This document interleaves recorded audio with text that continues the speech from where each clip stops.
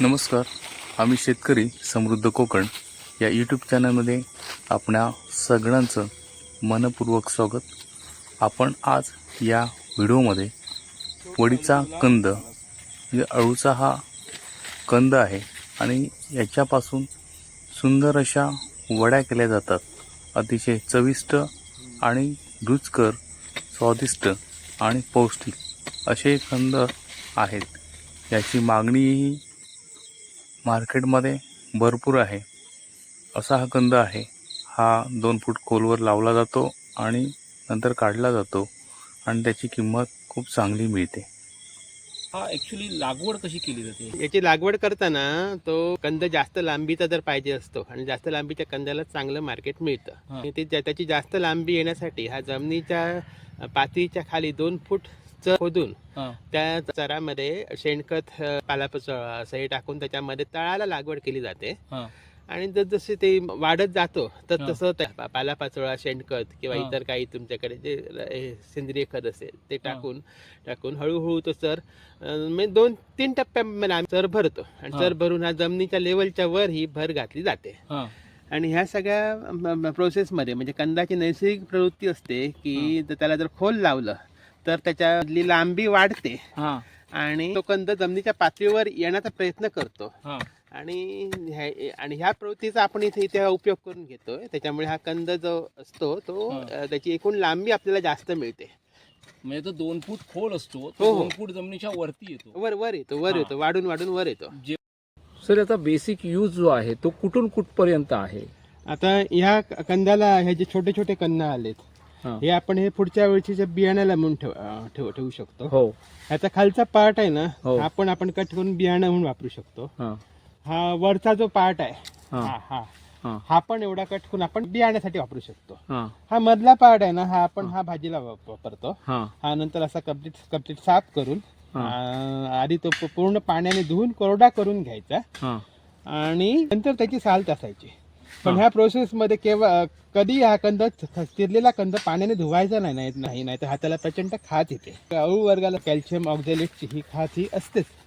त्यामुळे तुम्हाला त्याच्यासोबत दिसताना कोणताही आंबट पदार्थ हा घालावा लागतो. जसे की आमसोल किंवा कोकम आगर किंवा चिंच हे तुम्हाला हे त्यामध्ये वापरावं लागतं.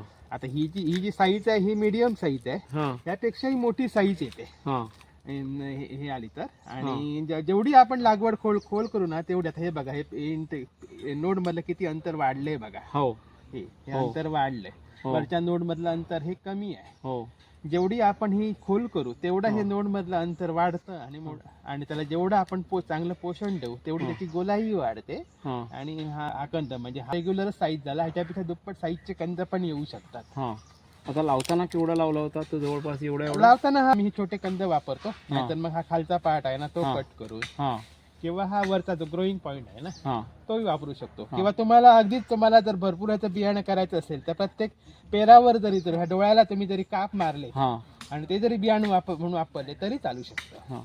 सर याची विक्री किलोवर केली जाते की नगावर केली जाते? सध्या याची ही नगावरच विक्री होते इथे, कारण आम्ही स्थानिक बाजारातच ही विकतो. इथल्या नगावरच विक्री होते. अंदाजे याची किंमत काय असू शकते स्थानिक बाजारात? लोकल 150 रुपयेपर्यंत असते. 150 रुपयापर्यंत. याच्यापासून जी काही भाजी केली जाते किंवा याची रेसिपीज त्याबद्दल काही थोडक्यात सांगू शकता का आम्हाला? यामध्ये एकतर म्हणजे तुम्ही जशी सुरणाची भाजी बनवतो आपण मला टाकून तशी याची भाजी बनवू शकतात. आणि जास्त करून ह्याचं म्हणजे हे फेमस आहे की ह्याची कापं बनवली जातात. आणि ही कापं बनवण्यापूर्वी कंद साफ करून ती स्लायसेस म्हणजे कापं बनवली जातात. त्याची अशी गोल कापं बनवली जातात. आता ह्याची कापं बनवताना ह्याला काय करतो की आपलं आलं लसूण अद्रटपणा घालवण्यासाठी त्यासाठी आम्ही त्याला आगळ वापरतो. आगळ थोडंसं जरा हे जास्तच वापरायचं, मग किंचित जरा त्याला आंबट चव यायला पाहिजे तर खाजरेपणा हा जातो. आलं लसूण आगळ मीठ मालवणी भाजका मसाला ह्याच्यापासून आम्ही त्याचं वाटण बनवतो आणि ते ह्या स्लायसेस ना आम्ही लावतो आणि तांदळाच्या पिठात घोळवून आम्ही ते शॅलो फ्राय करतो. यामध्ये स्पेशली न्यूट्रियंट्स बद्दल काही माहिती आहे का? म्हणजे आपल्या पूर्वजांचं म्हणाल तर त्यांचं हे पारंपरिक आपले पूर्वज किंवा अजूनही हा जो आदिवासी समाज आहे तोही कंदावरती गुजराण करतो. हे जे विविध कंद आहेत पुरेशा प्रमाणात आपल्या आहारात समावेश केला पाहिजे. खनिजे, पोषण मूल्य, कार्बोहायड्रेट्स हो. याने हे समृद्ध असतात. प्रत्येक शेतकऱ्याने आपल्याकडे ही विविध ही कंद पिकं ही लावली पाहिजे लावली पाहिजे. विक्रीसाठी आणि मुख्य म्हणजे त्याच्या स्वतःच्या दैनंदिन आहारात समावेश करण्यासाठी. रानटी जनावरांपासून म्हणजे साळींदर आहे, डुक्कर आहे, घूस आहे, तर त्याच्यापासून याचं काही संरक्षण करावं लागतं की ती जनावर याला त्रास देत नाही? त्यांचा उपद्रव ह्याला नाही आढळला. क्वचित प्रसंगी डुकरांनी माझ्या शेतातले उकरले तिथपर्यंत मला आढळलं याच्याबद्दल. म्हणजे प्रत्येक शेतकऱ्याने कोकणामध्ये तरी या पावसाच्या आणि या वातावरणामध्ये प्रत्येक शेतकऱ्याने अशा प्रकारे याची शेती करणं गरजेचं आहे. हो हो हो किमान स्वतःसाठी तरी- स्वतःसाठी. आणि कंद पिकांचं वैशिष्ट्य असं आहे की हे कमी सावलीमध्ये सुद्धा येऊ शकतात. कमी उन्हामध्ये म्हणजे सावली पडते अशा ठिकाणी सुद्धा कंद पिकं वाढू शकतात. ह्याची लागवड करताना कोणत्याही प्रकारचा रासायनिक खताचा वापर करायचा नाही. हो. जर रासायनिक खताचा वापर केला ना तर ह्या जो पावसामध्ये जी पानांची सड होते ज्याला आपण कोलोकेशिया रॉट म्हणतो त्याने पूर्ण झाडं नष्ट होण्याची शक्यता असते. पूर्णपणे ऑर्गॅनिक आहे, आरोग्यदायी आहे हे खाणं. आणि तसंही जर आता आपण खणलं तर डिसेंबर ते मे या दरम्यान म्हणजे 6 महिने तरी हे टिकतं किंवा त्यापेक्षा जास्त इथे टिकू शकतो. काढल्यानंतर खराब होणं वगैरे असा भाग नाहीये. नाही